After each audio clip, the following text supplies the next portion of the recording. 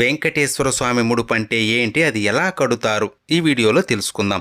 పిలిస్తే పలికే కలియుగ దైవం, కోట్లాది భక్తులకు ఇలవేల్పు, ఆపద మృక్కులవాడు, అనాథ రక్షకుడు, కొలిచిన వారికి కొంగు బంగారమైన ఆ శ్రీనివాసుడే కష్టాన్ని కడతీర్చే దైవం అని భావించి స్వామివారికి తమ కోరికలు చెప్పుకొని ముడుపు కడతారు. స్వామివారికి ముడుపు శనివారం ఉదయం దీపారాధన చేసి ముందుగా వినాయకుడికి మీ కోరిక చెప్పి స్వామికి ముడుపు కడుతున్నాను, సంకల్పం నెరవేరాలి అని కోరుకొని ఒక తెల్లని బట్టకి పసుపు తడిపి ఆరబెట్టి బట్టకి 4 వైపులా కుంకుమ పెట్టి అందులో 11 రూపాయలు లేదా స్థాయిని బట్టి కొంత డబ్బును స్వామిని స్మరించుకుంటూ పెట్టి మీరు ఎందుకు ముడుపు కడుతున్నారో మనస్ఫూర్తిగా భక్తిగా స్వామికి చెప్పుకొని డబ్బు పెట్టిన పసుపు బట్టకి 3 ముడులు వేసి స్వామి ఫోటో లేదా ప్రతి ముందు పెట్టాలి.